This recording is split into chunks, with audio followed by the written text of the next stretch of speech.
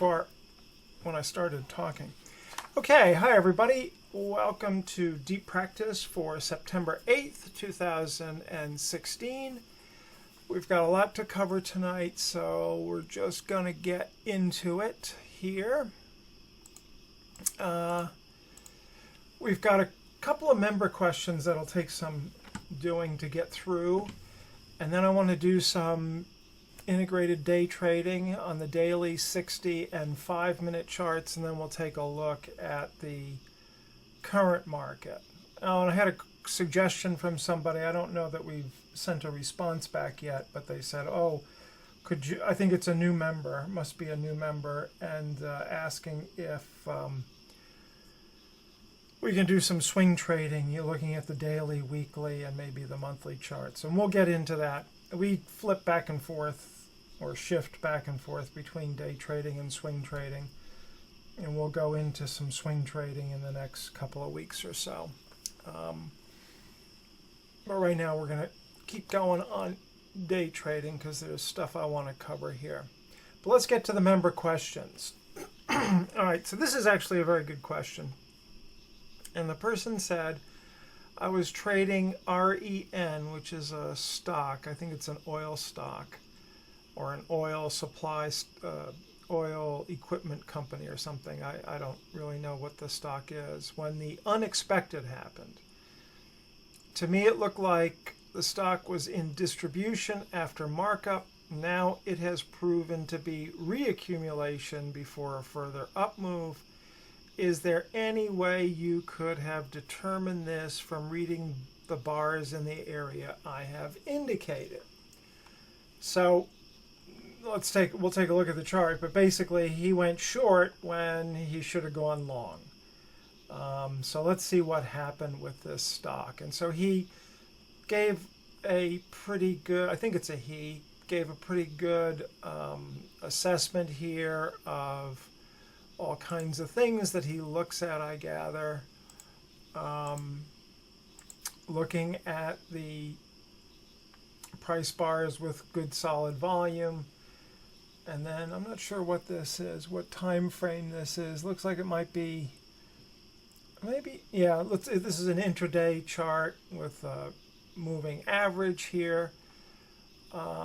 He's got the average volume, the shares outstanding, market cap, all things that we wouldn't really look at, but it's fine to do. Then he's got analyst price targets. This is really a no-no. I would just not look at this at all. Who cares what analysts think? Most of the time they're wrong. They are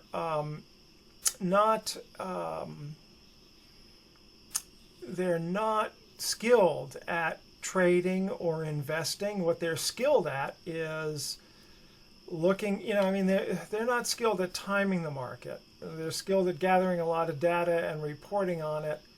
And for the most part, they're not, they're sort of hamstrung in making recommendations to sell and so on and so forth. So analyst price targets, honest to God, I wouldn't look at these at all. I don't think I've ever looked at them. When I first started trading, I did, but this is a distraction from the method that we use. It's a total distraction. And I think that helps set you up for thinking that the market was going to go short, because it looks like the analysts are looking at earnings and they're falling like a rock over here. You can see operating loss minus 700,000, and it's five times larger than the last couple of years. So, and then looking at this, you're sort of priming yourself for a short sale. And believe it or not, this kind of stuff really does stick with you in your mind. Your mind does not let this stuff go. So I would really not look at this. And also you can see that the average analyst price target is $10, and this stock is trading at about 18 up in here, a little bit higher than 18. And so the analysts are looking for it to come down to here. All right. So that obviously doesn't happen because he did go short, and then didn't pan out.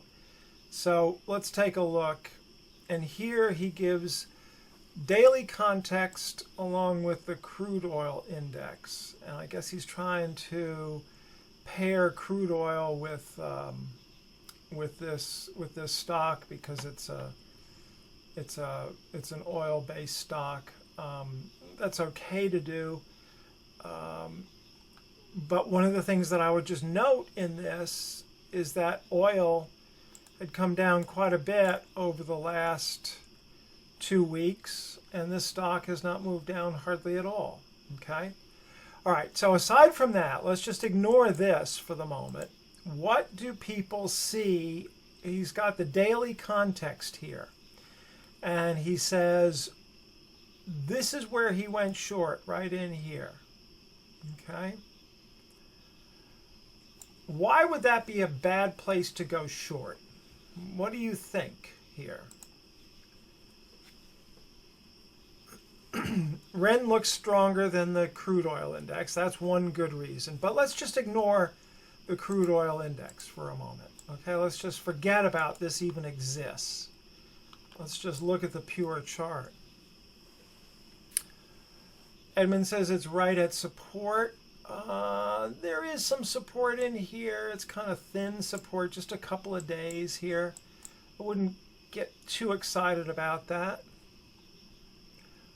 There was very strong buying in the immediate background. Speak a little bit more to that, Sharif. What's the immediate background that's so strong here?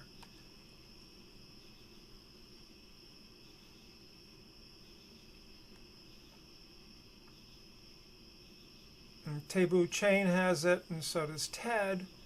But Sharif, I want to make sure you got this right. Strong closes, okay.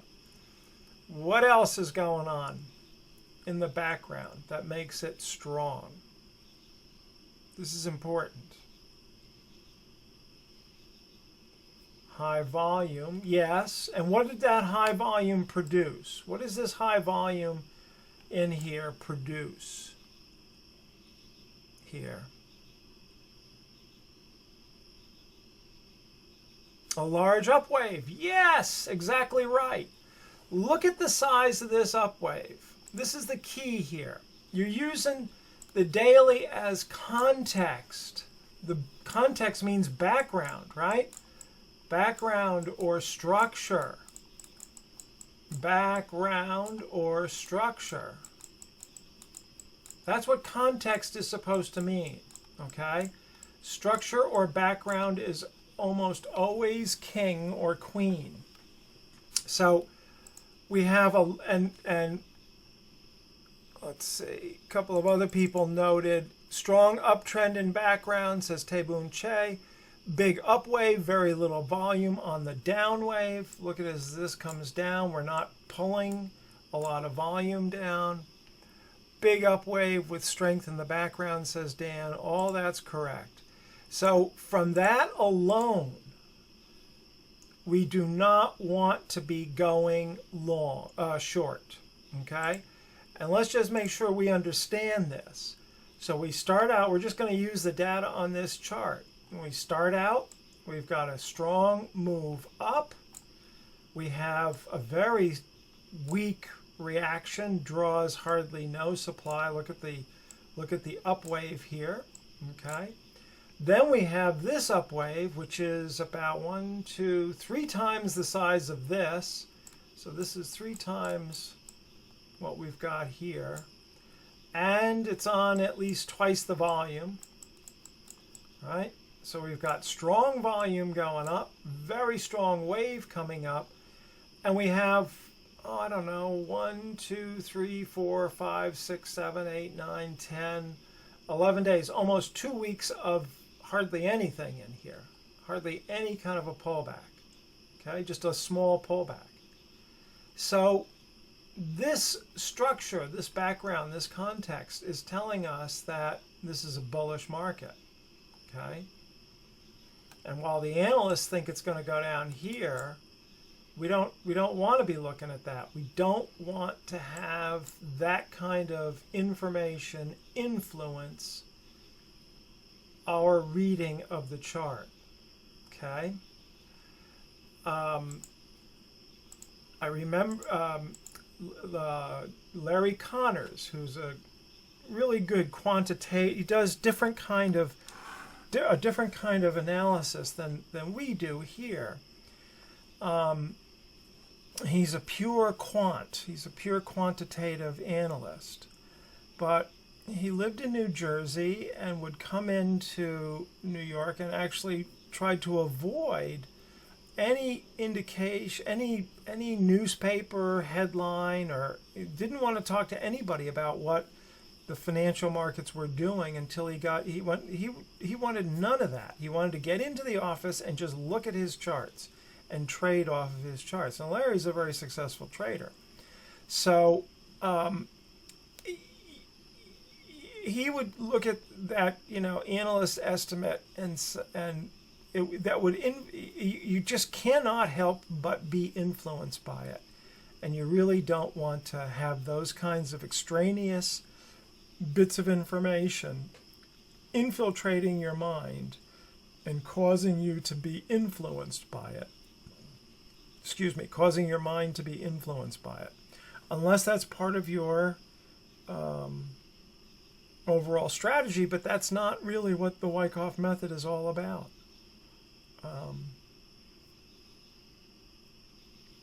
And I would also encourage you that if fundamental analysis is part of your strategy, do your own work.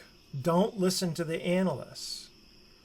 Who knows why they say the things that they do, but you're not in control of any of that, and you don't know the data that they have or anything else. Don't allow other things to influence you. And if you're going to do fundamental analysis, do it yourself. Okay. All right. So let's see some comments here. Brian says the answer in this type of question is almost always structure. Exactly right, Brian. In this instance, we see a strong market, and he's got strong capitalized. Great ease of movement up. That's right here. Great ease of movement up. Right? Just easy to move this market up higher. With lots of demand. Lots of demand. Yes, there's some stopping action, but when you have such a very strong momentum, and he's talking about the stopping action up in here, this kind of high, unfortunately they're using a candlestick chart, so it's a little bit difficult to read this, but these would look kind of like this. So you have a little bit of negativity, a little bit of supply coming into the market, okay? You have a little bit of supply coming into the market. So there is some stopping action, but when you have very strong momentum with great ease of movement up, and it isn't climactic, then there's a very high probability of follow-through to the upside. I would almost say it's guaranteed.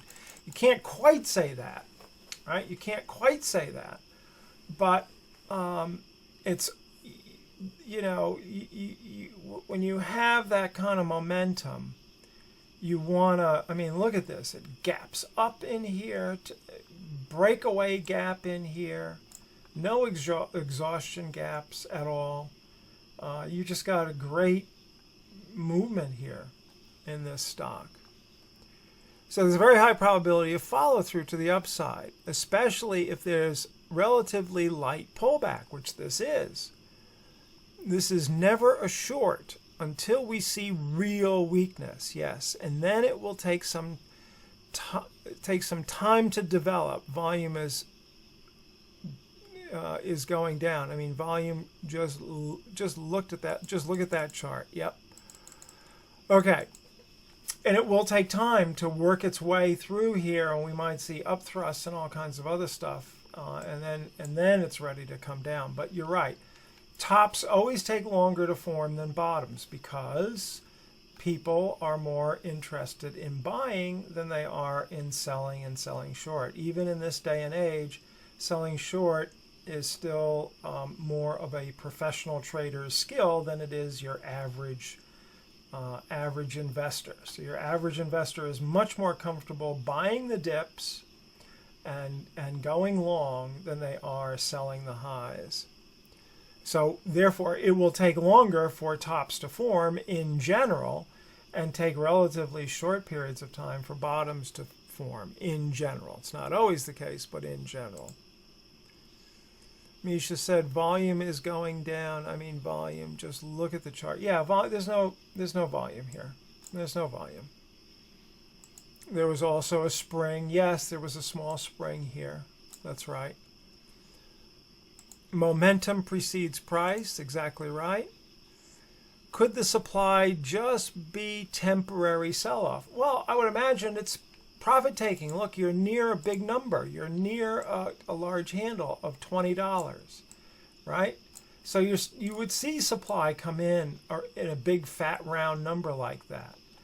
People who bought down in here and over in here are seeing, you know, 5 times their investment, and whatever this is, 3 times their investment, 3 1/3 times their investment. So yeah, they're going to take profits up in here. No question that they would do that. Okay. What is LPSY on this chart? We'll get to that in a minute. Most investors chase prices like a dog chasing a car. That's a good one. I haven't heard that before, but it's probably true. Probably true. Okay, so when you're using the daily as a context, use it as the context. Brian says, having worked on a prop desk for many years, I can state categorically that analyst recommendations are deliberately, and he capitalizes this, deliberately designed to trick the public and less aware professionals to buy highs and sell lows. If Goldman's is long and the stock has been well marked up, they issue a price target to sell into. Yeah, exactly right. So think about this for a second. If the analysts are saying around the time around this time in here, somewhere in here, analysts are saying, oh, our projections are for this stock to go down to $10. Well, it's going to generate selling up in here, right?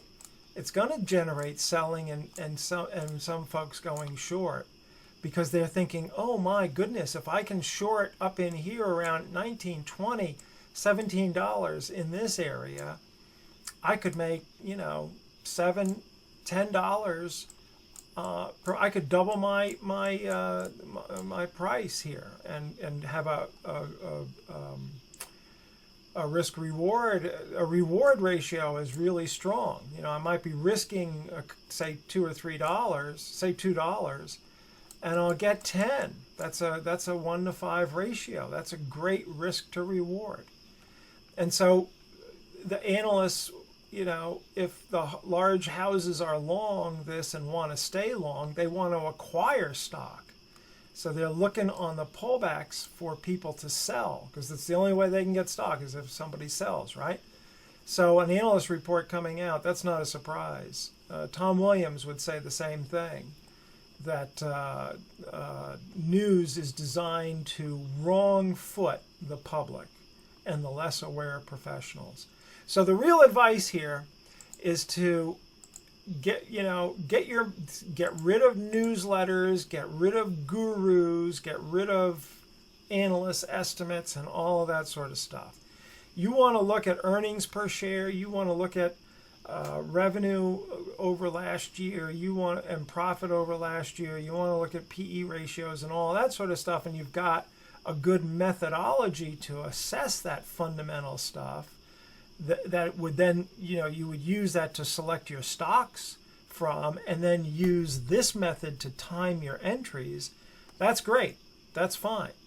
But don't use this method and guru, stock analysts, market analysts, newsletter type folks to tell you that this is a good stock, because that's just not going to be true. It's just not going to be true. So that's enough of that soapbox, I guess, right? Okay, so he breaks this down. He's now on to a 30-minute chart. and he sees the market like this. Change the pen color here so we can see things. So he sees that the market gets overbought up in here and a climactic action occurs. We get an automatic rally, an upthrust here. He calls this a sign of weakness. And then thinking that that's distribution, an upthrust after distribution, some testing of that. And he calls this the last point of supply, where supply comes, where the rally attempts to push the market up, and then supply steps on that rally. And he's looking at this as sort of ice level. This is support in here, which should now be resistance in his mind. And so he shorts on the test of that right in here, and then exits out for a small loss. Fortunately, it's only a 55-cent loss. It's not a big deal. Okay. So a few things to note about this. So let's go through this in detail. What he's doing, and he's also got this broken down by phase. This is Bob Evans, actually the people who came after Bob Evans, the phasing of the market turns, A, B, C, D, and E, all the way to the E, and this is supposed to be the markdown phase. E is the markdown phase, and so I won't go into all the details of that. All right, but let's take a look at this in some detail. Okay, first of all, you're working on a 30-minute chart here. And while some of this is okay on a 30-minute chart, like the upthrusts and stuff, your context is the daily. So you're mismatching the time frames here.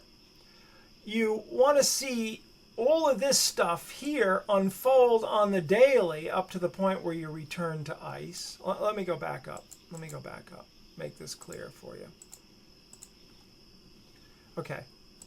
If you're working on the daily as your time frame and you're using the intraday to time your entry, you want to see all this stuff here on the daily chart, not on the 30-minute chart. It all exists on the 30-minute chart, but it has nothing to do with the daily. Okay, this is coordination of time frames. You want to see this on the daily if you're looking at the daily as your context. Then you use the 30-minute chart here to time your entry to go short. Okay?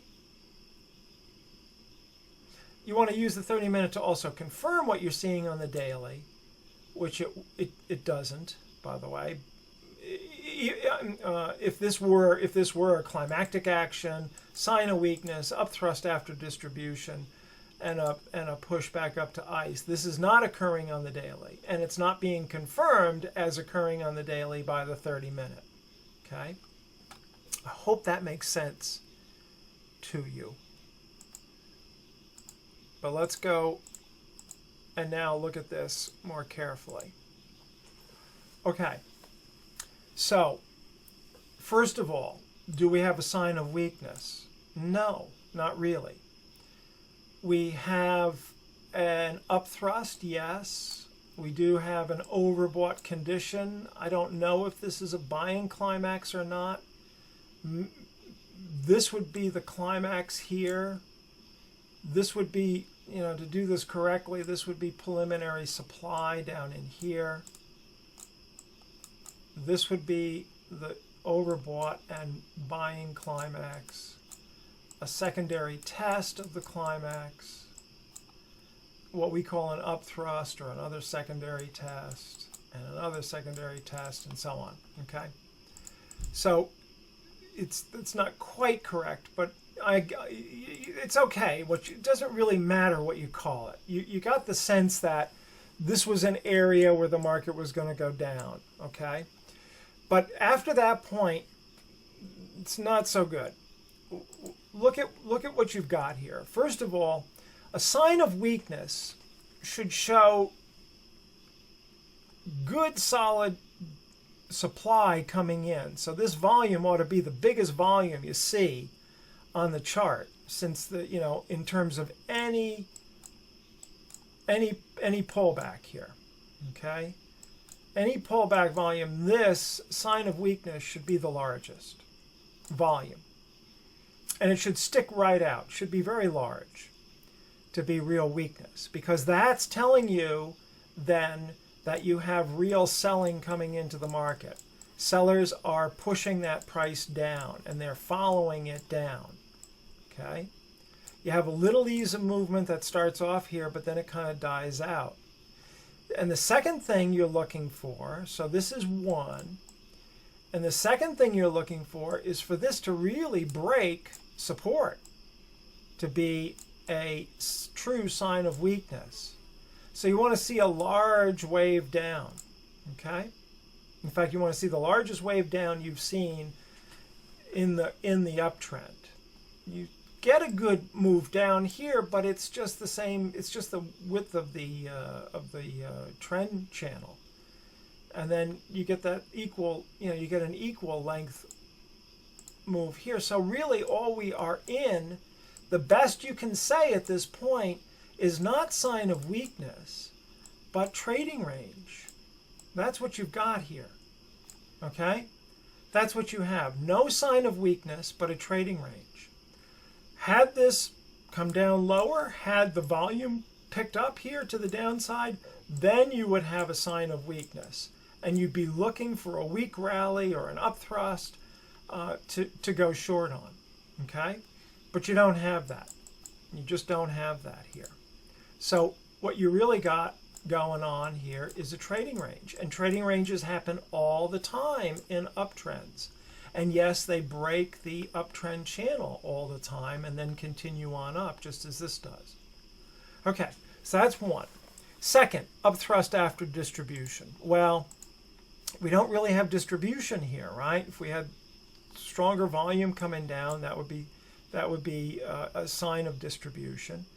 And in fact, and if you had weaker volume coming up, but look at what you have. You have bigger volume coming up than you do coming down, right? Your volume is much larger coming up by quite a bit. So you got strength in the market. So you don't have distribution. There's no real distribution. So all you've got here really is an upthrust.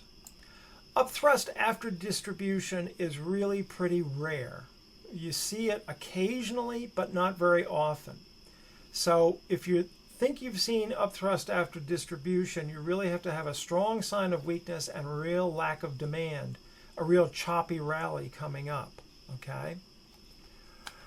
Now, Ted says something about the sign of weakness. Sign of weakness also needs to be confirmed by a last point of supply, i.e. low volume, right, a weak rally. However, the next upwave goes to the top of the range. It's not a last point of supply, therefore not a sign of weakness. Yes, right. So your your sign of weakness would really come in more likely over here if it were to come in, but it doesn't happen, right? We don't. In fact, even he notes there's no supply volume coming in here. We'll get to that in a minute. So upthrust after distribution is really rare. Don't be thinking in those terms until you really get a solid handle on the Wyckoff method. It's nice to think that that's what's happening because you get a second upthrust, but all it is just another upthrust. And you get a nice test of that, a good place to go short. If you were going to go short, this is it, right in here. Well, obviously the upthrust in here and this upthrust as well, and then this test of the upthrust. All of those would be good places to go short. But again, all you've got at this point is a trading range, okay? So you would short this for a push back down to the bottom of the trading range, which occurs down in here somewhere. And that would be your trade. That's it. You're only trading the trading range. You're only trading the trading range. You're not trying to trade something bigger, unless this thing starts to take off hard to the downside and you see volume start to build up and build up dramatically so that you're now likely to have a sign of weakness in here. But you don't have that. Okay, you don't have that. Also, the upwave rally after the sign of weakness on good volume, therefore disconfirms possible sign of weakness. Yeah, we talked a little bit about that. That volume coming up is a key killer of weakness because there's still volume, there's still buyers in there. Sharif says, so a first lower low without high volume is not a short entry signal, if I understand correctly. Well, it depends on the context of the market. Not in this context, it wouldn't be, no. In this context, where you have a tremendous rally up, you've got to see supply coming into the market. You've got to see, this thing come down, and you got to see, real supply coming in here. But you don't have that at all. You don't have that at all. So in this context, the answer is this is not a sign of weakness. In another context, I don't want to go into that too much. You might just leave it like that. That's the easiest thing to think about here. Okay, let's just leave it like that. Also, good volume on the upthrust after distribution bar. If a good upthrust should be on less volume than at previous resistance, therefore caution. There are buyers up there at that level. Yeah, they're willing to chase price up. And look, they're willing to chase the price up in here. And we see as the market pulls back, we see an immediate drop in volume, which is not good for shorts. Another thing, okay, so now we come, so no upthrust after distribution, no sign of weakness. So now we come down, and you had it in your head that this was suspect as a short. You see you have no supply volume here, and yet I'm almost convinced that you were listening to those bloody analyst recommendations that this thing was going to go to $10, and so you discounted what you were seeing. Don't do that. Don't do that. You've got to focus on what you see in the chart. This is what Wyckoff was all about, looking at the chart logically and just letting the market tell you what it was going to do next by its own actions now. And here you have a fairly choppy rally coming down. Certainly no ability, a choppy reaction coming down. Certainly no ability to rally here. No question about that. But there's no supply volume, and it's fairly choppy. For this to really be something you want to short, you want to see this thing break this trading range. Okay? Look, another way to think about this in terms of logic is that you say, okay, I've got 1, 2, 3 times I could have gone higher here, and I didn't do that. Okay? So now I'm going to short this, or short it here, wherever. And now what I want to see is I want to see this broken, this support level, broken fairly quickly. But we don't get there. That doesn't happen. In fact, you get a protracted sideways movement above that, suggesting that there's really no strong supply in this market, and you see no supply volume. Okay? So now we come down here into this area, and this is really a spring on this day, and you saw it on the daily chart as well. So not a spot to go short. Okay, not really a spot to go short. Again, you're confusing the time frames. You're thinking this was a fall through the ice right here. You were looking at this as ice, and you're saying this is a fall through the ice. Well, you only went down $1, You didn't go down very far. You want to see this move down, you want to see volume pick up, then it comes back up in a choppy rally, then you can short this. Okay? So we just have the market trying to muck around in here. And so you took the short, that's fine. But the other thing to note is that your trend line in here, this is your supply line, right? And what happens here? Why would this tell you not to short here? Can anybody say? Can anybody say why this would not be a good short given this supply line? It breaks it. Yeah, the trend line's not respected. And so you've just broken a resistance line. And not for just a little bit, but the whole half of the day or the whole day in the stock. So you're in kind of like limbo in here. It's not a good situation to be in, where what you wanted to see ideally here was the spring to take hold, push up higher, and then come back and test, and then you buy this. That's the play here on this time frame. But that didn't really happen, so you just sit on your hands because that didn't happen in this case. But the break of you got to piece all this stuff together, and you've got to create a story out of it.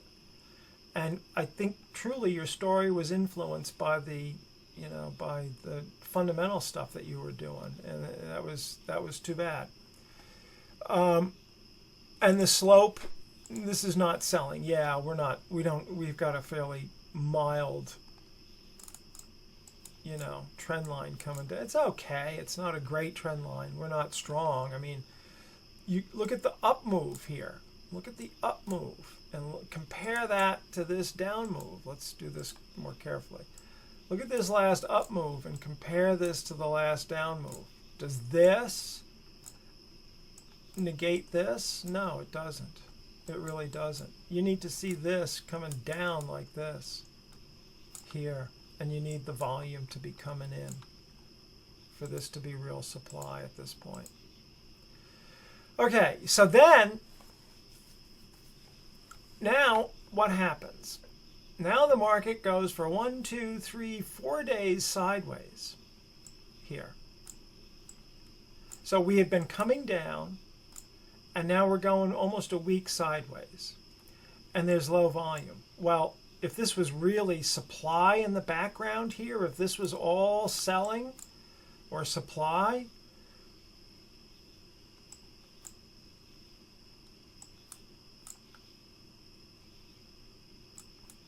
wouldn't this wouldn't happen. This wouldn't happen. Let's take a look at this on a little bit more detailed assessment here. Because you say, could we have seen this coming by reading the chart? Well, no, not really. How would you read this in this area? We know it here, but we know it here, he says, but we don't know it ahead of time. Well, I'm not so sure about that. So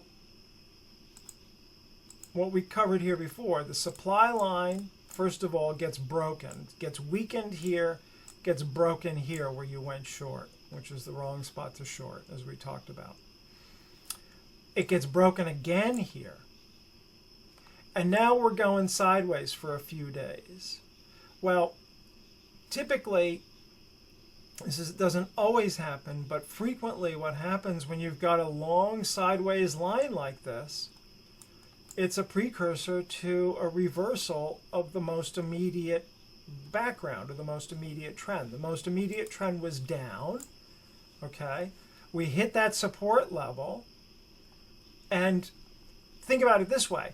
If this was real resistance, if this was true ice in here, this should have pushed the market down. But it didn't. The market is hovering around in here. And we also see that supports are lifting. That's what this arrow stands for. We have a low, we have another low, which is about the same level, and then we've got lows in here that are higher. So buying is coming in. There's not a lot of it because the volume isn't there, but whatever buying is coming in earlier. It's stopping the market. This market should be tanking if this was all supply, but it's not. What we're seeing here is just the opposite. Buyers are coming in a little earlier. They're a little eager to get, they're more eager to get in, the few buyers that are there. And there's absolutely no selling. Here's an opportunity to go down, and it stops at the support line. Here's another opportunity to go down, and it pops right back up again. Okay, so then we know it over here. Well, we knew it earlier than that. First of all, we put in a higher high here. We have volume coming in. We have virtually no volume for the last couple of days. Narrow range bars that's immediately flagging you. You know, get rid of the candlestick crap too, and use regular price bars so you can read this. These are narrow range bars in here. You don't know it with these candlesticks, but these are narrow range bars right in here. This is probably, I don't know for sure, but it's probably an NR 6-day. It might even be an inside day. I can't quite make it out. Maybe not, but it's probably an NR 6-day, meaning it's the narrowest. But it's hard to tell with these spinning top doji things. So I would suggest you get rid of that if you want to follow this method. And things will start to become much, much clearer. So we see here a rally up. We got the biggest rally up. This is just in miniature form with good volume, and it breaks this high here. Just barely, but it does. Then we come back in here, very low volume. Buy this somewhere in here. Buy this in here. And I think it even comes back, yeah, it comes back on top of, I mean, you've got support along this level here, or in here, wherever it is. I put a line in, I think, on the next chart. There it is. So you come right back to support. You got very low volume. So you don't even need to know that it, you don't need to know that it's happening here. It's already happening right here. It's happening right in here. And that's right when you know that this market is poised to mark up. Okay? This, on this time frame, is a sign of strength. This, on this time frame, is the last point of support. And not surprisingly, it comes all the way back over to here, so you can do a little point and figure chart, and this would be your phase 1 would be here, and phase 2 might be here, and phase 3 might be here. But that's how you do this, okay? That's the buy, the low volume reaction. Absolutely will. I was thinking the same thing. Even if he was wrong, he could have reversed position at 4 to go long. Exactly right. Exactly right. Exactly right.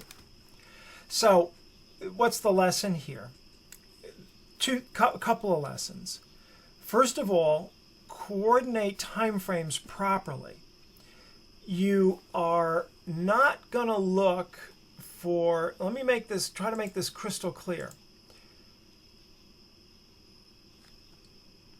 All this good analysis here, the buying climax, upthrust, test of the upthrust, last point of support, all this analysis here, slightly flawed, but not bad. I mean, it's not bad. Let's you know, the sign of weakness needs to be stronger, and this needs to really push down. But if you did have that, if this was a true sign of weakness and it came back up, you would have upthrust after distribution, but that's kind of a rare thing to happen. But in any event, the short, if you were going to short this is the place to short it, okay, if this was your analysis. But all this good analysis here has nothing to do with this chart here. It has nothing to do with the daily chart. Okay? You've got to see this stuff, all this stuff here. I'm jumping around with pen colors. That's why it's taking me a little bit of time. You got to see the climactic action, the upthrust, the sign of weakness, the testing, the last point of support, and the return to the ice. All of that stuff, all that good analysis is on the wrong time frame. That's got to happen here on the daily chart. Okay? That has to happen on the daily chart. So you've got to see, let's just make sure you got this clear. I'm not saying this is what happened, but you have to see you have to see buying climax, preliminary supply, secondary test or an upthrust, typical.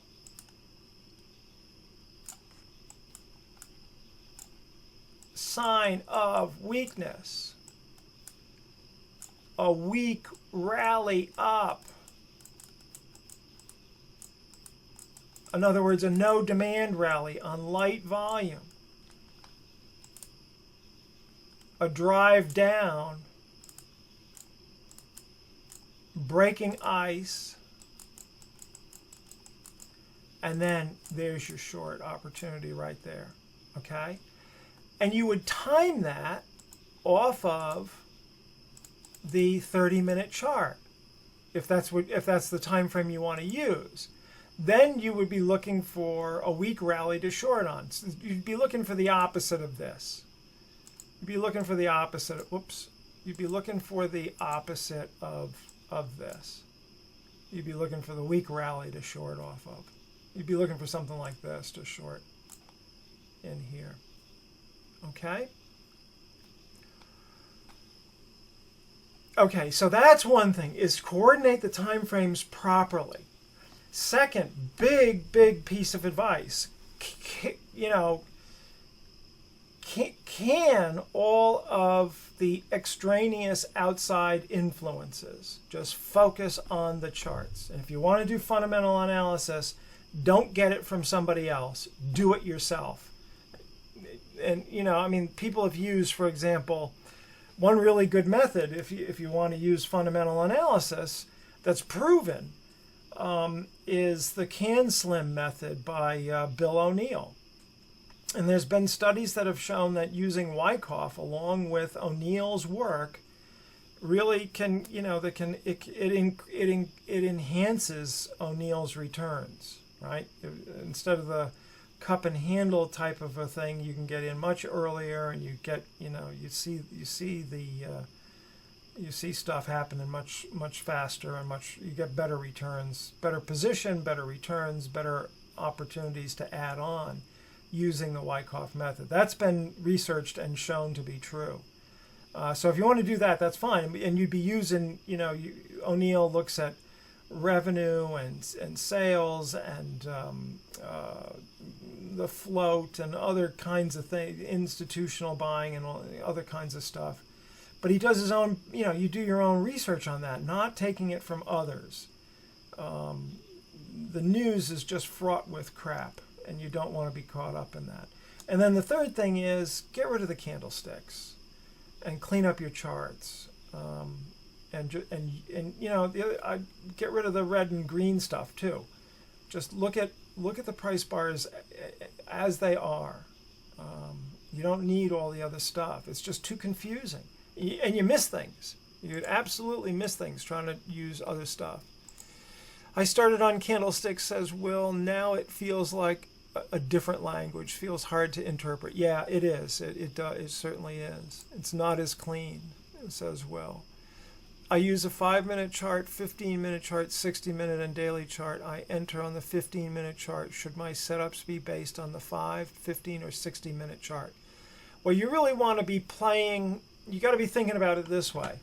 You really want to be playing the daily high and the daily low. So you want to be trying to get in as best you can. It's not always possible. But you want to try to get in near the day's low or near the day's high as close as you can, depending on the market you're trading, of course. But like in the S&Ps, the high may be taken out in the overnight, or the low may be taken out in the overnight. But that's still information. Then you go with the You go with the flow of the market.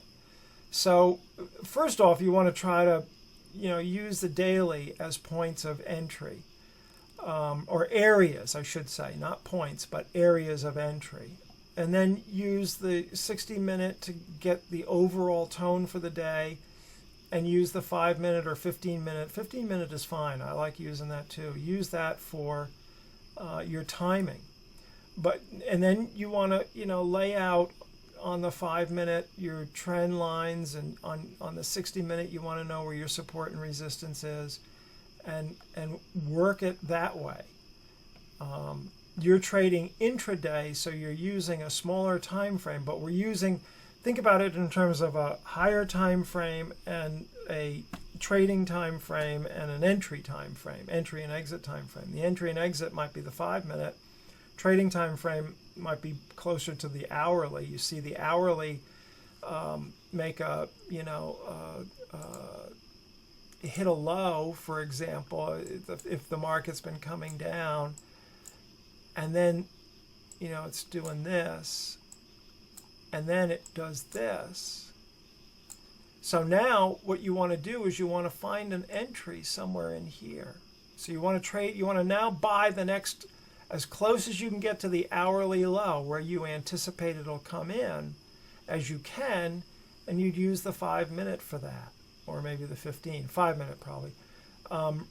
And so you might see, a reaction down, a little ABC down, for example, or you might have trend lines coming down into this area on the 5-minute that, gives you an opportunity to enter in here. And so you're buying close into that hourly low, and you're anticipating that the market is going to push up and go up above this hour's high somewhere, okay? But you're using the 5-minute to time that. That's how you trade on those time frames. Great recap of Wyckoff. Good. Better black writing on white than black background, especially if printing charts. Yeah. Black background takes longer and uses up ink. Yes, it does. I must say, though, at times, when I used to use indicators, for example, I used to like to use black or really gray.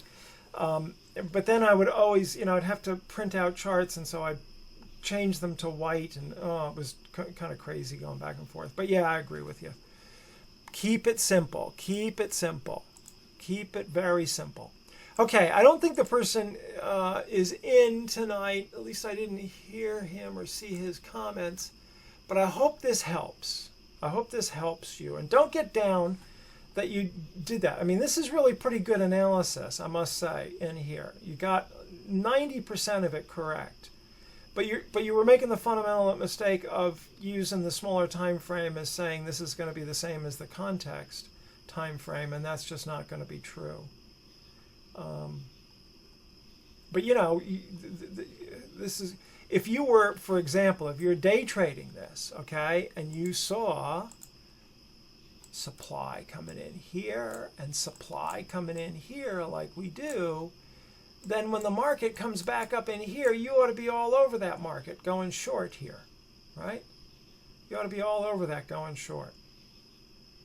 But you're using the hourly as your higher time frame as context, so you're trying to sell into as close as you can the day's high, and that would occur, down here, wherever that was on your chart here, somewhere in here. So don't get discouraged from this. It's not easy. There's a lot of stuff to organize and a lot of things to understand. I got, you're hearing years of experience and mistakes and errors and all of that going through this with you, but I don't know where you're going to get this anywhere else. And hopefully you will find this useful.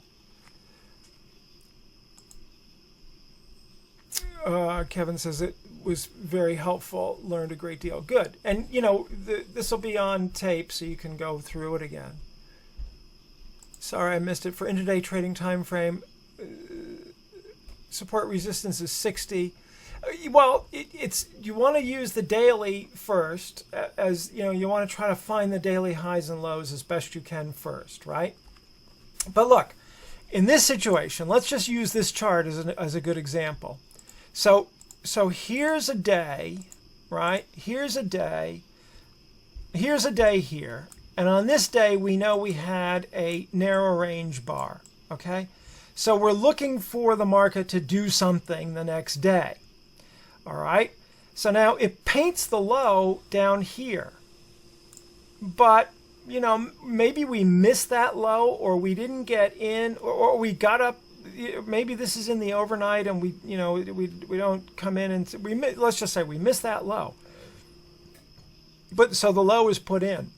But now this is the 30-minute chart, or whatever time frame this is, and the market rallies.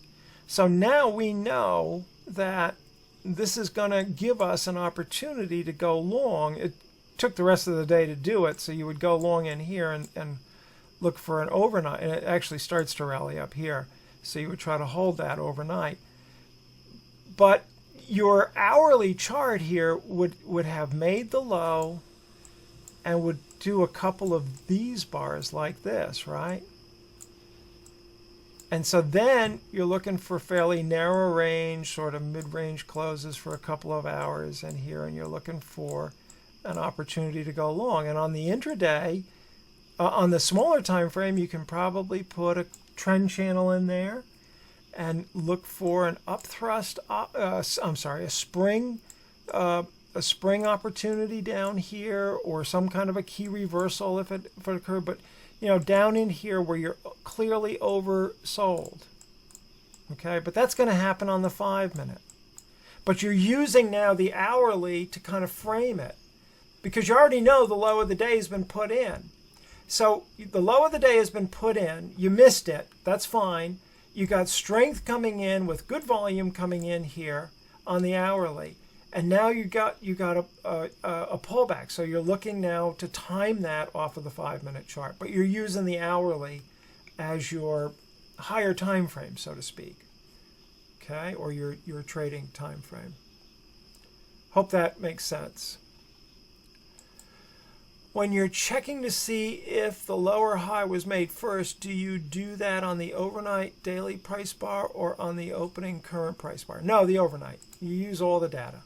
It used to be that we would only use day session data only, and you can still get that on the TradeStation charts, but use everything.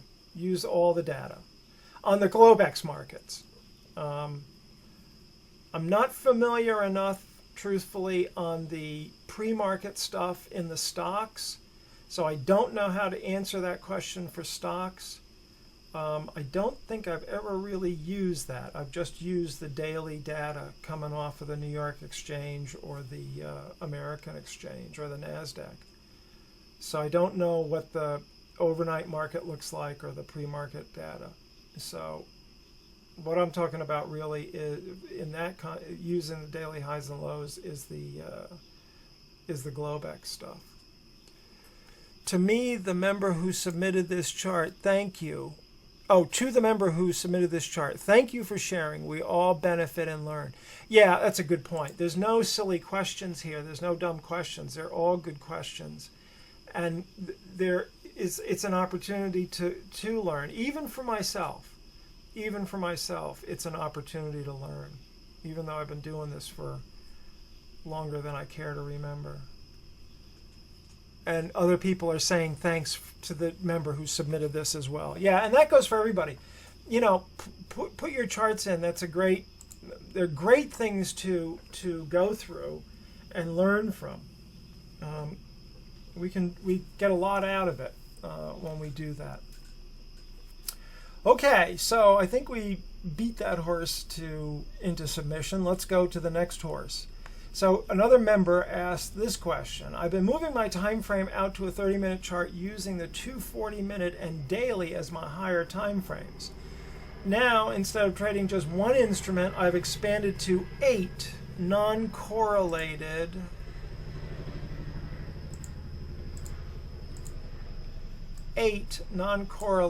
contracts, futures contracts. So he's got gold, oil, NASDAQ, I'm not sure what ZB is, natural gas, ZB, that's not silver, right? What is ZB? Somebody will know.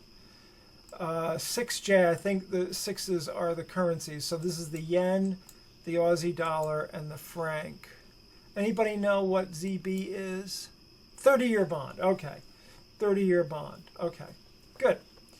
This has helped me in cutting back on overtrading that I tended to do in the S&Ps, but I do find myself overwhelmed at times. Yes, with 8 markets, I think you would. Do you have any suggestions on how I can screen things out more with my nighttime prep? Yeah, of course, yes. So I would consider, first of all, dropping this down to 5 or 6 markets.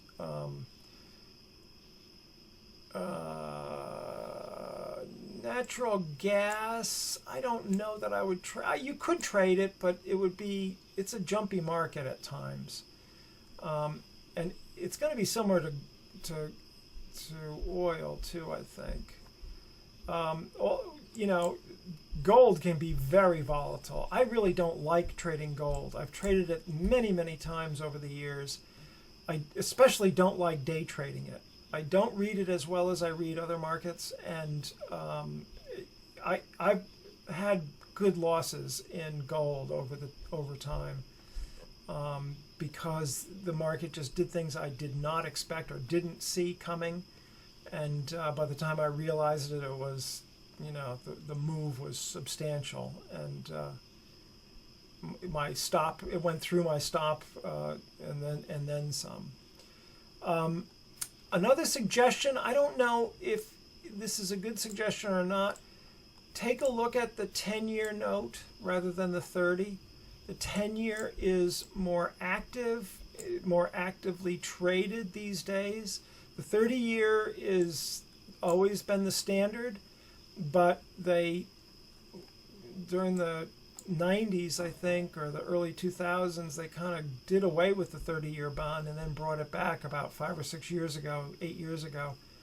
So it's still a strong market, but the people trade the 10-year now, and that you just take a look at that and see if that's easier for you to read. Okay, so first suggestion: cut this down to 5 or 6, and maybe take out some of the more. Think about winnowing out the more volatile things. And take a look at the 10-year note. Okay, so it's funny that they say that ZB is the bonds. In TradeStation, it's U.S. 10-year is better for liquidity. Yeah, I'm sure it is better for liquidity. I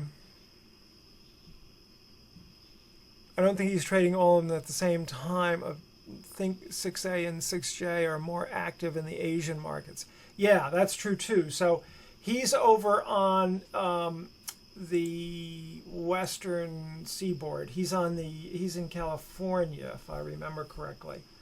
So when he gets up in the morning, it's like 6 a.m. The 9 o'clock or 9:30 is the open in Eastern time zone. Well, that's 6:30 a.m. on Pacific, Eastern time versus Pacific time. So that may equate to being able to trade these two markets a little bit better. Certainly this would be better. So if that's a good point, though, if these are more thinly traded, then I would think about the pound, certainly, and because that would be actively traded, at 6:30 in the morning your time, because London is still going strong at that point. And the other would be the euro currency. You could also, those two I think would be the more actively traded markets than the yen and the Aussie dollar. On the other hand, if I'm not quite clear whether you're now swing trading or you are day trading. So I'm going to try to cover both here. So the first thing to note is that markets are not as uncorrelated as you might think they are. They tend to come in and out of correlation, but you can see that The NASDAQ certainly is kind of not correlated here, but as we're coming down, we come down, we certainly come down here. Well, let me do it this way. I just picked 6 of your markets. I didn't look at all of them. But you can see that gold is not correlated so much with NASDAQ, and maybe not so much with oil. But look at how the currencies are responding to this pullback in gold. Okay? And we go up a bit, and you can see that the currencies go up here, make a high, and then they come down again. And now oil is connected in here. And this is the thing about correlation, is that the markets are not correlated until they are. And there's a greater propensity for them to be correlated than not correlated. And what I mean by that is that there will be times, so for example, you know, we're coming down and coming down, and we're not correlated here, and the NASDAQ is going up and up and up, and gold seems to be going sideways. But then suddenly they do get correlated. And then they both pull back, right? And everything is connected to one another. And that's what happens with markets. So you have to be careful about that. Don't think that they're uncorrelated, because most of the time they are correlated. And you could do a correlation, simple Pearson's R correlation coefficient on these. I'm sure maybe most packages don't have that, but you can load it into Excel and it will do it for you. You'll see some pretty decent correlations across all the markets, no matter what they are. So just be aware of that. But that's also, if you're doing discretionary trading, that's also a help too. So I'm not quite clear what you're looking, doing here, but you can kind of just scan. If we pull this back to this day here, for example, and that's roughly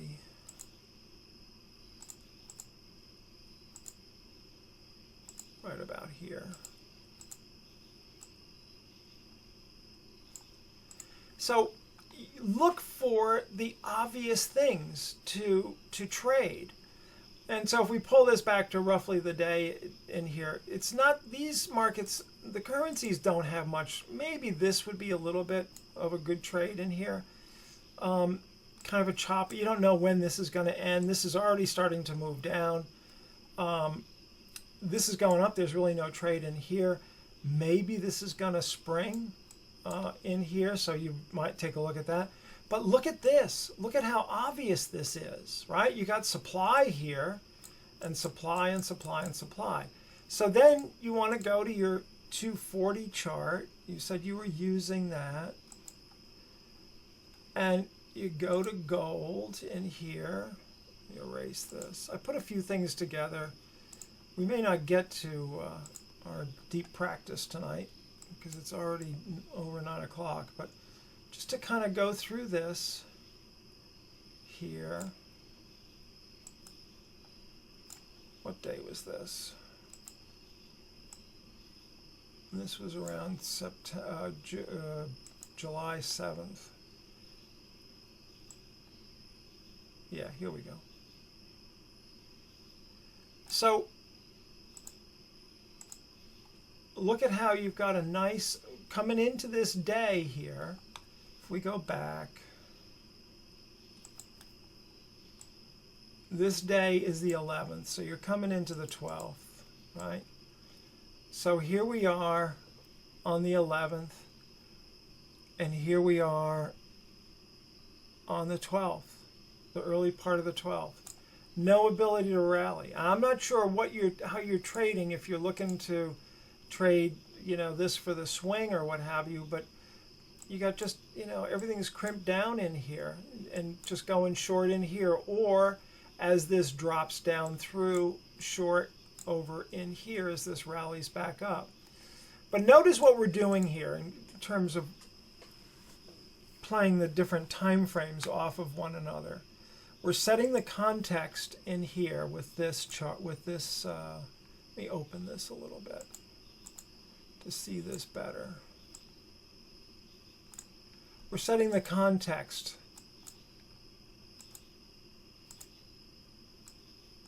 in here. So we have negativity clearly coming into the market. A cluster of closes, all that sort of stuff. We go to the 30-minute chart. Look, what do we see? We see that we're breaking all the supports in here. We're doing it on high volume. The rally up is fairly weak as we come up. Then as we come down, we see volume coming in down here. And now we're looking for that short opportunity. We may not get it. Maybe we don't short until here. But look at what happens. We get more weakness coming in. More weakness coming in. Okay? So you can use this to confirm what you're seeing on the higher time frame chart, and then use the, I forget what you were saying, maybe the 30-minute chart for a opportunity to go long. But try to pick the more obvious things.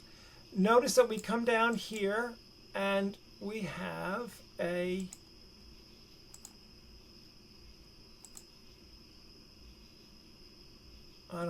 a support level that comes into play, right in here. So now we can go to the 30-minute chart,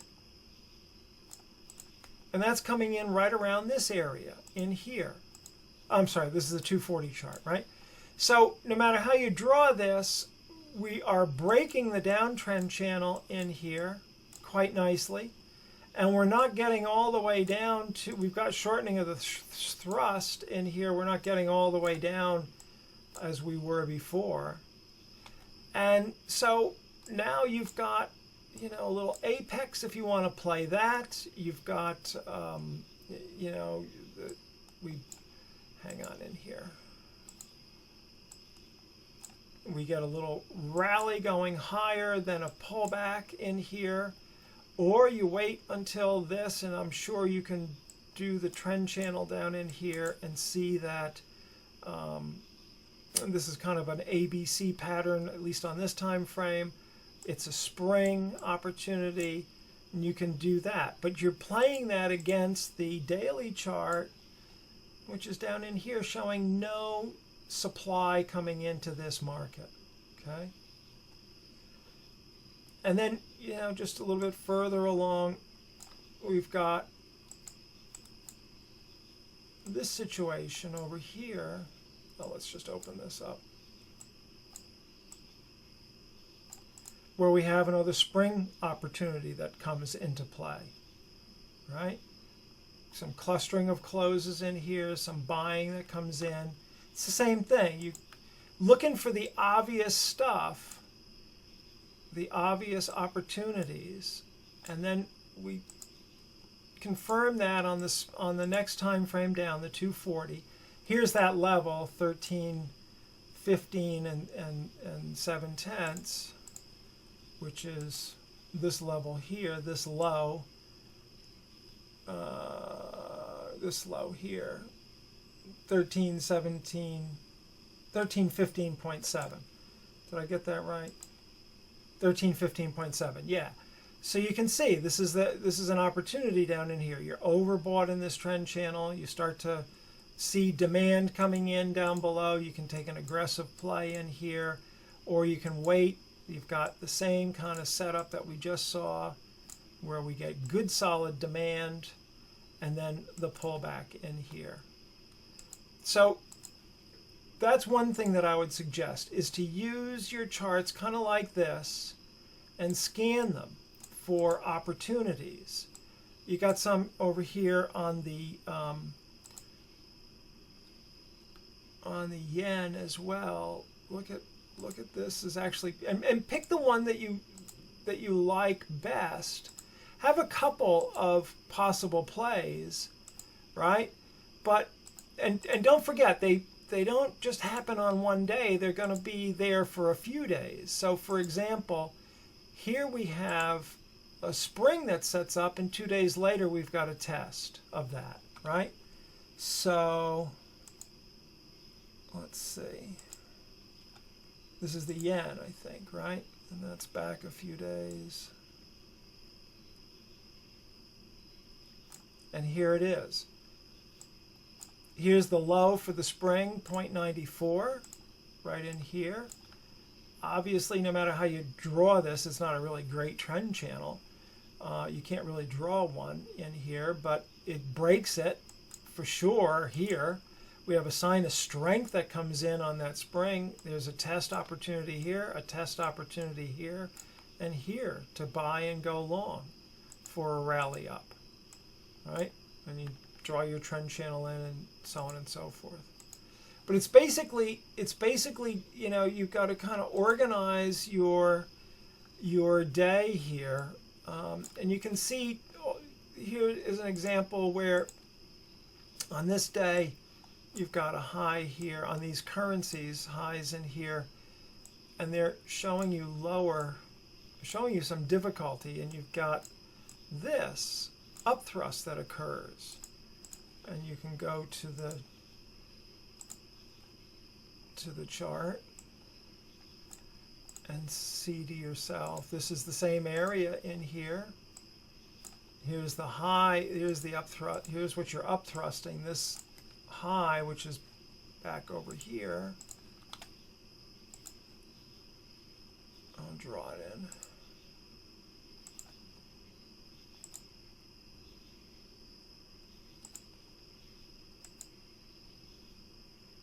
Right, you're upthrusting that high there. So this kind of goes right in tandem with what we were talking about earlier. So you're interested in these days right in here, right? In these few days, as we get up above there, you can see that on the other currencies, you're not making that new high in here. So there's potential weakness. And so you go to your 240 chart and you've got a trend channel in here that gets expanded, and look at, we're at overbought levels up in here. You can take an aggressive play right up in here. Right up in here as this market starts to turn. And as it does, it gives you a nice push down. We get volume picking up to the downside. And then look, there's your test. There's your test of the daily upthrust. Okay, so this is how you use the lower time frame to time the higher time frame entries. And the best way to handle multiple contracts or multiple markets like this is to put them all, put them on a few charts like this, three, I would say 3 is good for each one. And you just look at it each night, okay? Now, if you're day trading, then you want to go through, you want to do this, but then you also want to do, you want to look at each market individually, okay? And so here, for example, if you're going to do the day trading thing, here you've got a narrow range day. It's probably an NR6 day, right? Maybe not, but you've got at least a narrow range day. You got clustering of closes. You've got an inability really to hold the high of yesterday. And so you want to think about, how can I trade this tomorrow? Well, we're probably looking at some sort of supply coming in because we are at a known level of selling, right? And so then you would go to your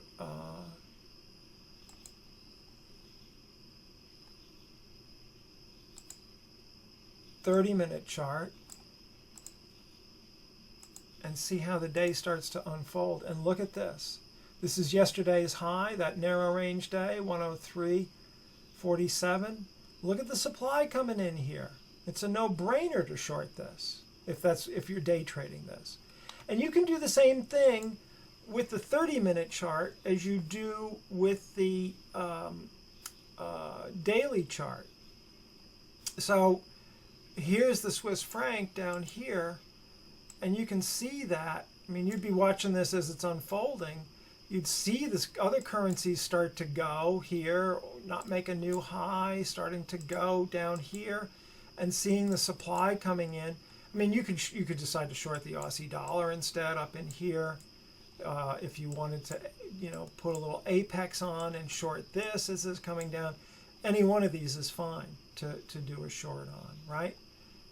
And, you know, now looking at the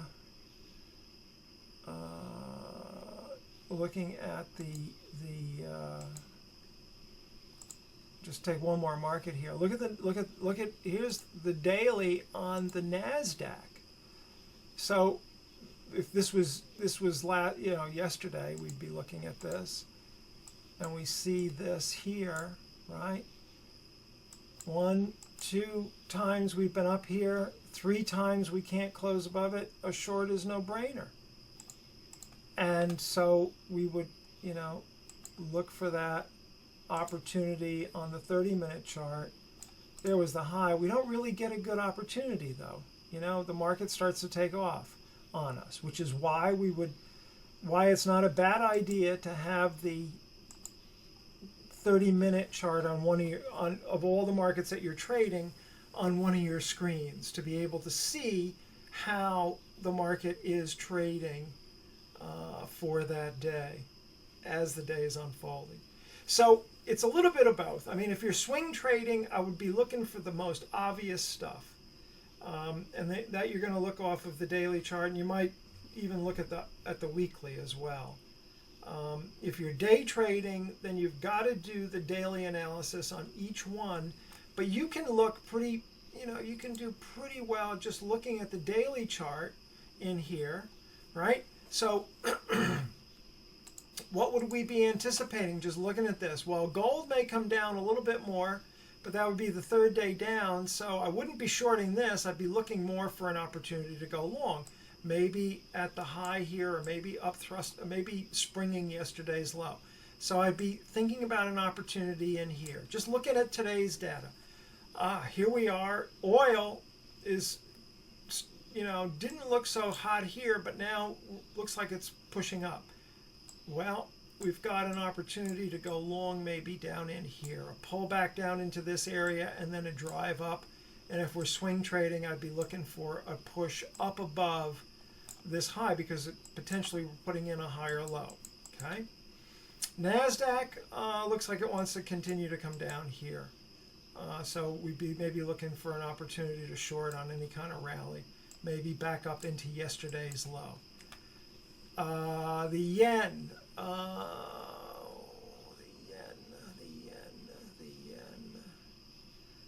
This looks more like it wants to come down. We had supply, couldn't get higher, couldn't hold up. We've come down pretty well.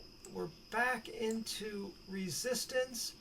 So I'd be looking for an opportunity maybe against this high from 2 days ago to go short in here. Okay, same thing I think with the Aussie dollar. This looks fairly negative. This may not go down so far. I mean, the question is, what's happening here? Are we going to hold support here, or is this supply coming into play? I think supply is probably more likely. But again, you know, this is probably not the market we want to trade tomorrow, because there's no obvious spot to go short in here. Maybe against the 2-day low, maybe you could do that. The franc looks just like the yen.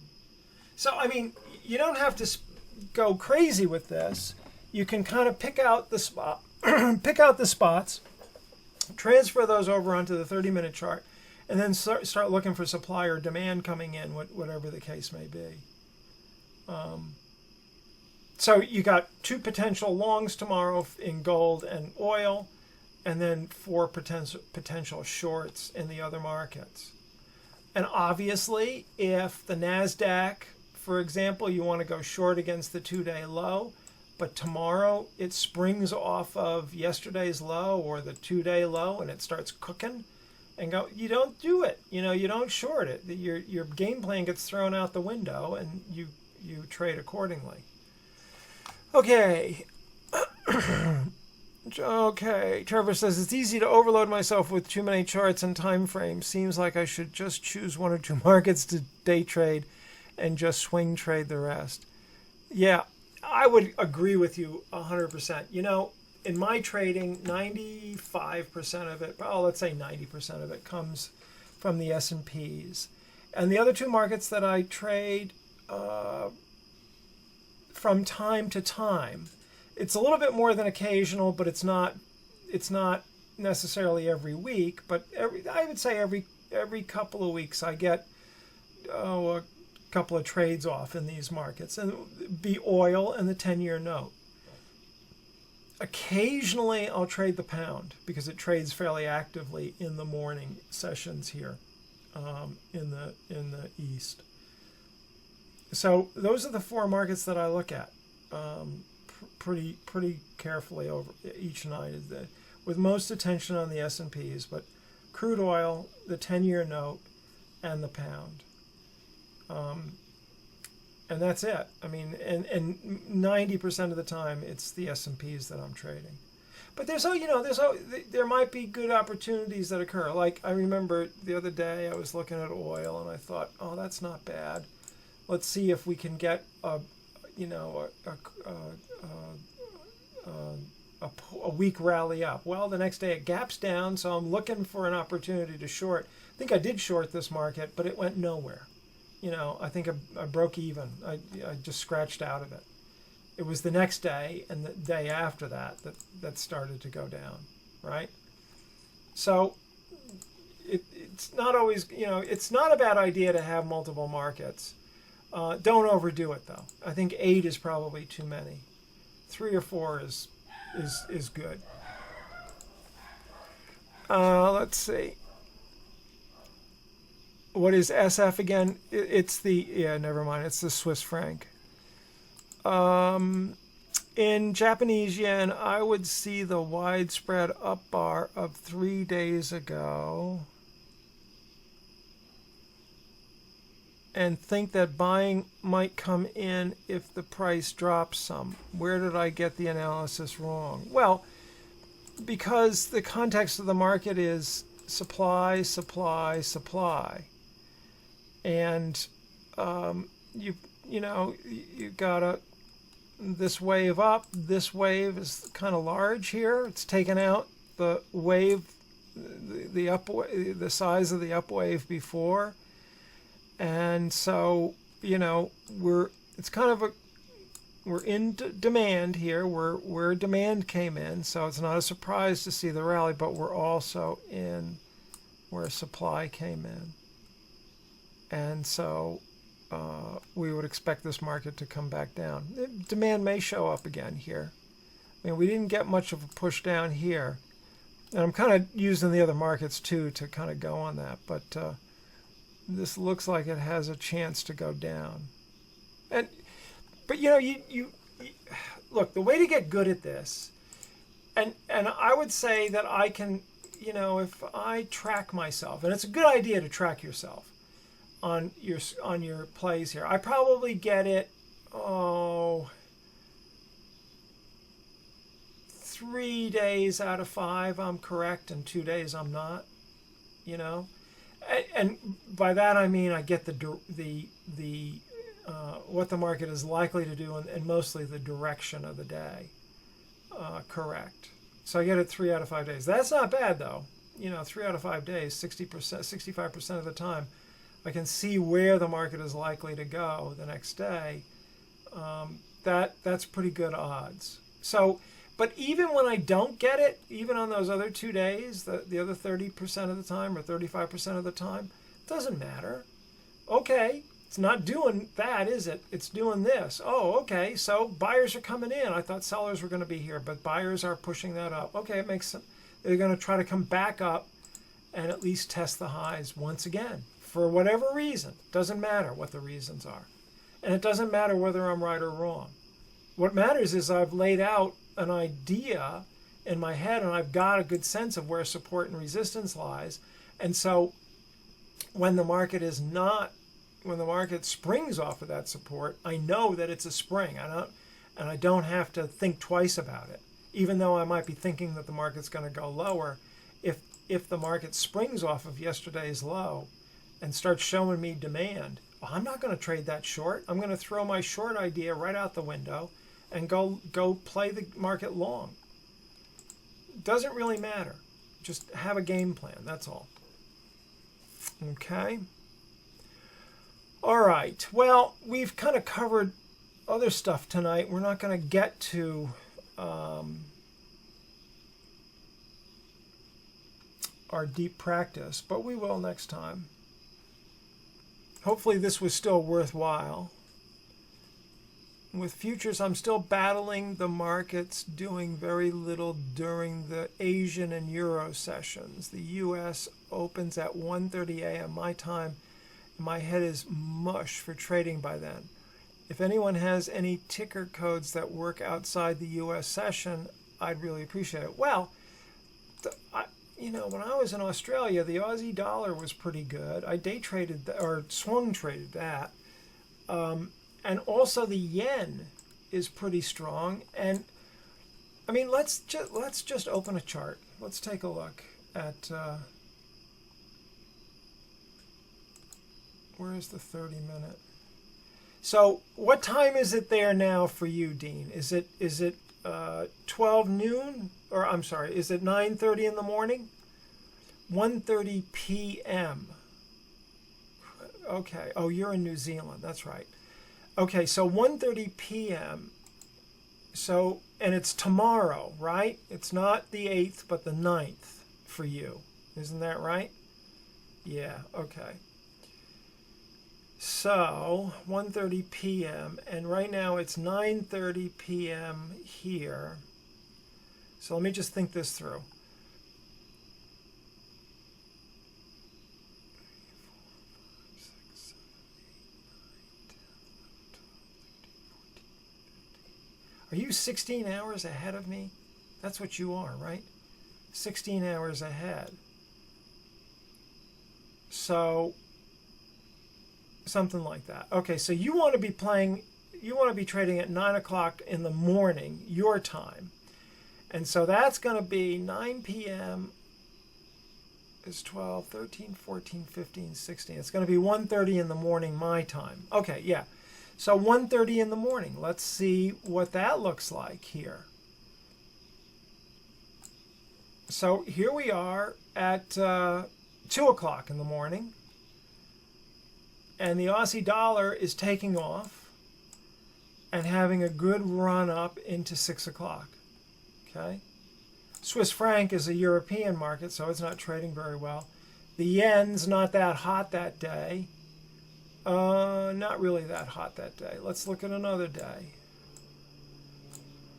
So we want 1:30, 2 o'clock in the morning. So here we are. So flat day in all the markets here. What does gold do at that time?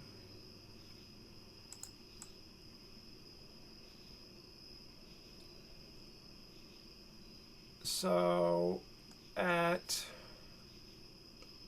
midnight, okay, 1, 2 o'clock. Well, gold looks fairly active on this day anyway. Let's go another day. Here's the yen, more active here. Gold is flat. Oil is hot this day. So you need to be looking at 3 or 4 markets. And I would say, I mean, you got 3 of them right here: the yen, the dollar, the Aussie dollar, and just look at and crude. Look at those 3 markets. Let's see what crude does on different days. Here, around 2 or 3 in the morning, it starts trading. It's always going to be more active in the U.S. times.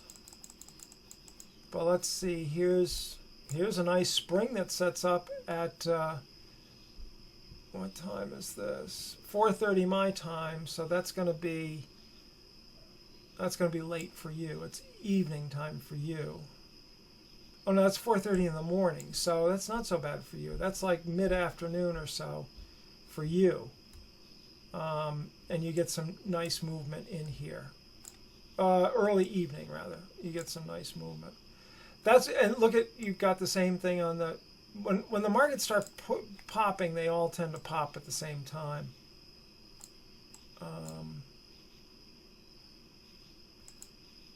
The other market, I don't know if the Nikkei is any good. I don't get that data, so I can't tell. But you could look at the Nikkei index. and see what that's doing. The European markets open around 2:30 or 3 o'clock in the morning my time, so that's going to be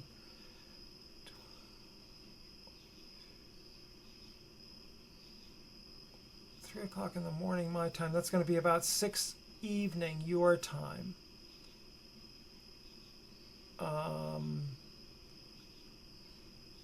That might not be so hot then to trade. But I mean, you could take a look at that too. Well, okay, so look at the Nikkei. Gold, oil, Japanese yen, Aussie dollar. Those are the markets you want to be thinking about. How about the New Zealand dollar? Does that trade much? I'm not sure what. You trade the euro, but the ES is generally quiet then. Right, that was the other thing I was going to say. You can take a look at the euro. I think there's a New Zealand dollar too. I don't know how that trades.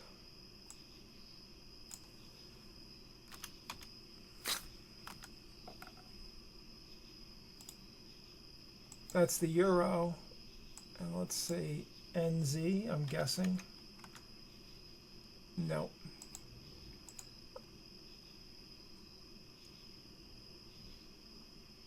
There's probably a Forex market though, right, for this.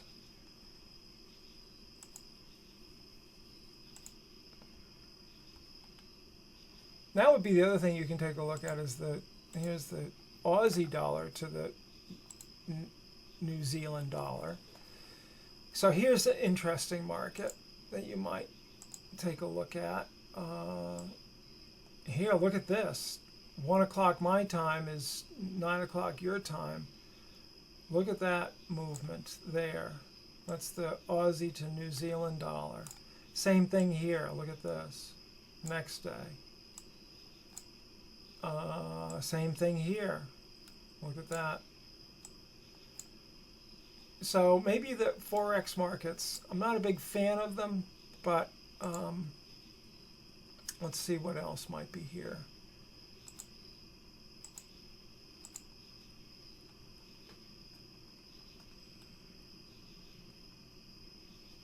New Zealand to US dollar, see what that does in this time frame. Well, there's 5 o'clock in the morning my time. Here you go. You got movement. So take a look at the cross rates in the Forex market.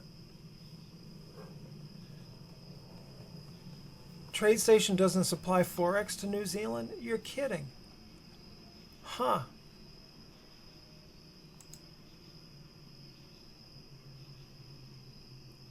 That's funny. Only just happened a few months back. You should contact them and ask them why, or ask them if you can get it somehow. And if not, think about changing charting package. I mean, it's not, TradeStation's not a big deal. You don't have to have it. Now I have to format this properly. It's in the regular session.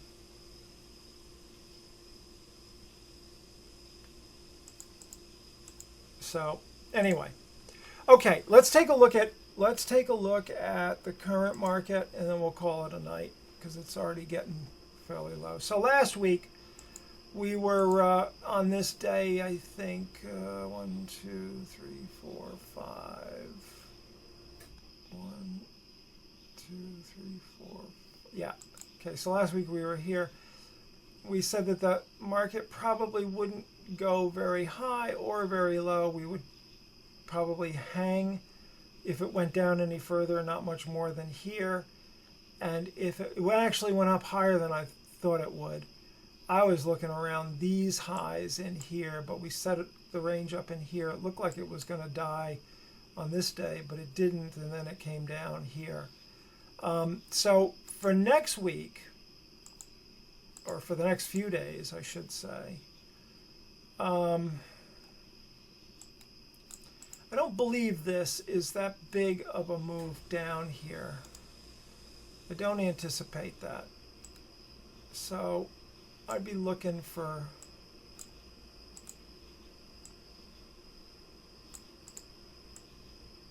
somewhere in here, I guess, as a low. Now, obviously, if we start breaking down below this level here, 2165, then we'll just do this. We'll put this over here as a secondary. Come on.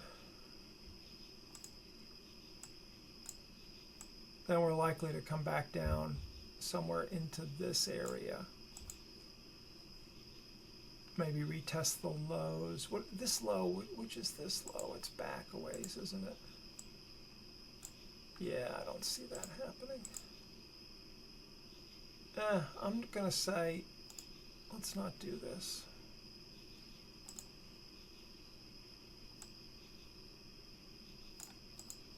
That's sort of the secondary. If we close down below 2165, then maybe back down to last week's low here, 2155, give or take.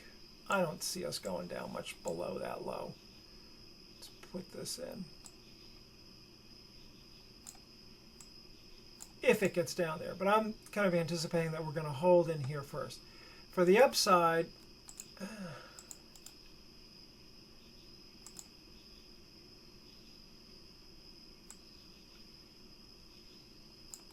I think we're going to be stuck in a range for a bit here for the time being.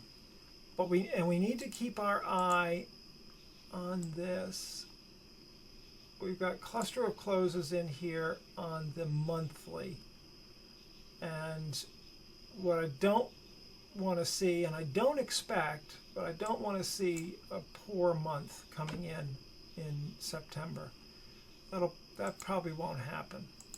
We're in an election year too, so the odds of that happening are fairly low, but it's still there. Anyway, that's what I see. Holding around this level, pushing back up around 2190, but basically we're in a range for a bit of time here.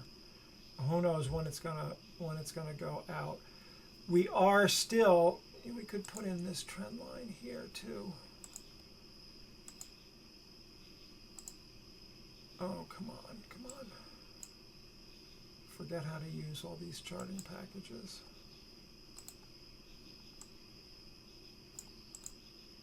Yeah, so I'll even pull this up here like that.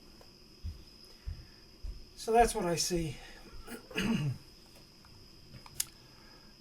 Just curious, why do you think 2165 is going to hold instead of 2150?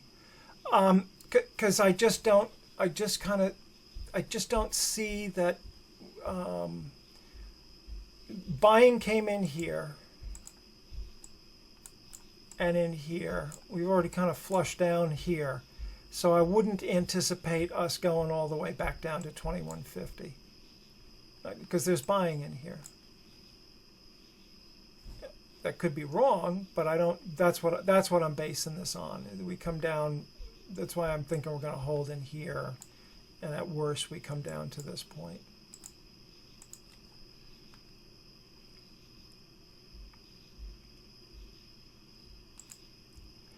Richard says that TradeStation does have the Forex with New Zealand, so you better check that. Anyway, okay. I know summer is usually slow. Typically, what months of the year do the markets trend? Well,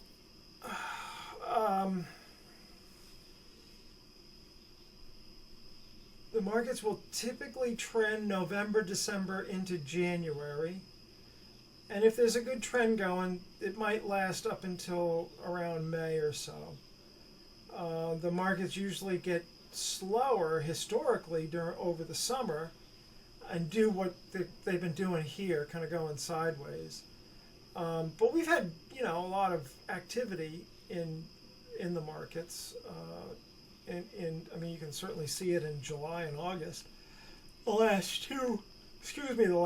July the last 2 years. And then we typically will start to have reactions around September, October, into early November. But that's, for a typical year. We're in an election year. They're generally more bullish than bearish. It'll be next year that we're gonna recede if that election year stuff kind of holds up. The Hirsch, the father and then the son. I forget their first names, but you can look at the Stock Trader's Almanac, and it has all that kind of information. All the seasonal stuff is in there. Okay. All right. So that's my take on the current markets, and that's it, I think, for tonight. Sorry, we never did get to deep practice. Those were some interesting charts that people sent in, and we had some good discussion. So we'll get back into deep practice next week. All right, everybody, have a great weekend. Have a good trading week next week, and I will see you next Thursday, same time, same station, as they say, or they used to say. All right, everybody, take care. Have a good one. Bye-bye now.